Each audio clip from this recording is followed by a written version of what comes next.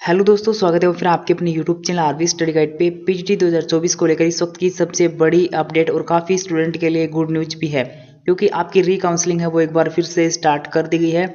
अब इसका शेड्यूल है वो अपन देखने वाले हैं कि कब से लेकर कब तक आप 5,000 रुपये देकर काउंसलिंग रजिस्ट्रेशन कर सकते हो, कब तक आप कॉलेज चॉइस है वो फिल कर सकते हो। जिनको पीछे कॉलेज अलॉटमेंट नहीं हुआ है उन स्टूडेंट को अभी इसके अंदर कोई चांस दिया गया है, नहीं दिया गया है।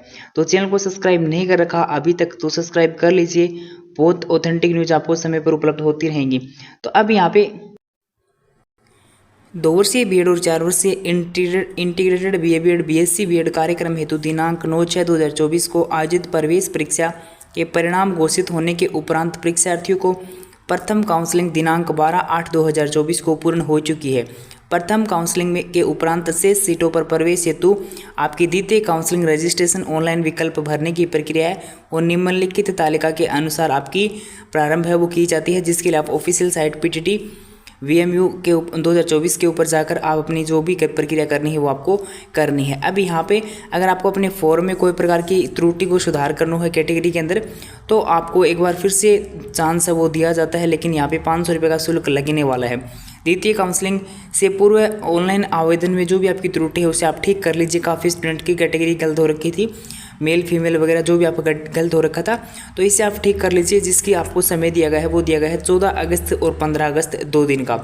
उसके बाद आपको 5,000 रुपये देकर जो रजिस्ट्रेशन करना है द्वितीय काउंसलिंग हेतु ऑनलाइन रजिस्ट्रेशन ई मित्र के माध्यम से, जिस भी माध्यम से आपको करना चाहिए वो आप कर सकते हो, जिसके आपको 5,000 रुपये आपको पता है कि काउंसलिंग शुल्क लगने वाला है वो करके, और आप क्या कर सकते हो 18 अगस्त से 19 अगस्त तक आप ये प्रक्रिया है वो कर सकते हो, 5,000 रुपये देकर रजिस्ट्रेशन कर सकते हो।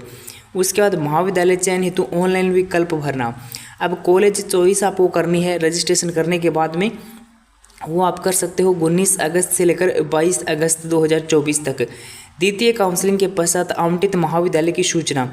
अब यहाँ पे जो कॉलेज अलॉटमेंट आपको होने वाली है सेकंड काउंसलिंग के बाद जो आपकी लिस्ट आएगी, फर्स्ट लिस्ट मान सकते हो या फिर आपकी जो भी थर्ड लिस्ट मानो, फोर्थ लिस्ट मानो, जो भी आप मानो, जो आपकी सेकंड काउंसलिंग होने के बाद जो फर्स्ट लिस्ट आएगी वो आएगी आपकी 25 अगस्त 2024 को। और उसके बाद जो आपको 22,000 रुपये जमा करवाने हैं वो आपको करवाने हैं 25 अगस्त से लेकर 29 अगस्त तक। उसके बाद आवंटित महाविद्यालय में रिपोर्टिंग करने की स्थिति में आपको क्या करना है, ये आपको 25 अगस्त से लेकर 30 अगस्त का समय दिया गया है। अधिक जानकारी के लिए आप टेलीग्राम चैनल को भी ज्वाइन कर सकते हो, वहाँ पे आपको पहले अपडेट वो मिल जाती है और वहाँ पे बाकी अपडेट भी आपको समय समय पर उपलब्ध होती रहती है। अब नीचे इसमें कुछ और जानकारी आप सभी के लिए दे रखी है। इन अभ्यर्थियों को प्रथम काउंसलिंग में 5,000 रुपये जमा किए हुए हैं अभ्यर्थियों को महाविद्यालय आवंटन के उपरांत शेष बची हुई सीटों के आवंटन में वर्ग अनुसार आपका किया जाएगा।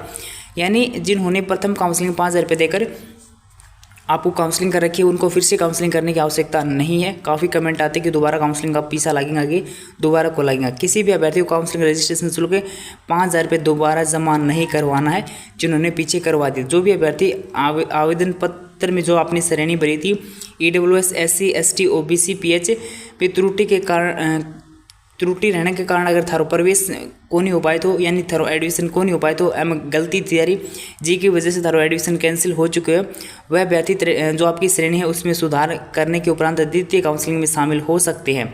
ठीक है, वह अभ्यर्थी जो प्रथम काउंसलिंग में आवंटित महाविद्यालय में किसी भी कारणवश से रिपोर्टिंग नहीं कर पाए थे वह द्वितीय काउंसलिंग में शामिल हो सकते हैं।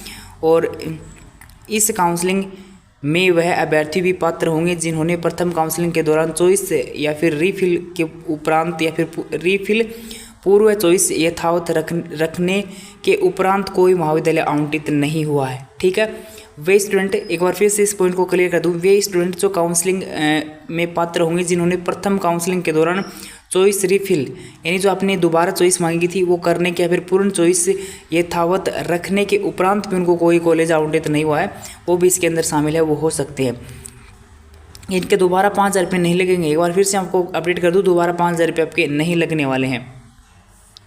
तृतीय काउंसलिंग में शामिल होने के लिए नवीन महाविद्यालय विकल्प भरना अनिवार्य है और महाविद्यालय अनुसार जो रिक्त सीटों की संख्या पीटीटी 2024 के ऊपर आपको दिनांक 19/8/2024 से उपलब्ध हो रहेगी। और आपको 19 तारीख से जैसे आपकी ये जो सीटें रिक्त रहे उस टाइम आपको वीडियो बना के बता भी दूंगा कैसे आपको देखनी है, और ये सीटें देखकर ही आपको कॉलेज चॉइस है वो करनी है। अब यहाँ पे एक बार फिर से जिन्होंने पहले 5,000 रुपये देकर रजिस्ट्रेशन कर दिया है, काउंसलिंग करवा दी है, उनको कॉलेज अलॉटमेंट नहीं हुआ है तो उनको क्या करना है, कॉलेज फिर से रिफिल करनी है, लेकिन 5,000 रुपये आपके दोबारा नहीं लगेंगे, कॉलेज आपको फिर से दोबारा फिल आपको करनी पड़ेगी। और जिन्होंने पहले 5,000 रुपये देकर काउंसलिंग नहीं करवा पाए वे स्टूडेंट अभी काउंसलिंग करवा सकते हैं। तो वीएमयू द्वारा एक बार फिर से आपको चांस दिया गया है, पीटीटी की एक बार फिर से आपकी काउंसलिंग प्रक्रिया वो स्टार्ट की गई है। अधिक जानकारी के लिए चैनल को सब्सक्राइब कर लीजिए, बहुत ऑथेंटिक न्यूज़ है वो आपको समय पर उपलब्ध होती रहेंगी।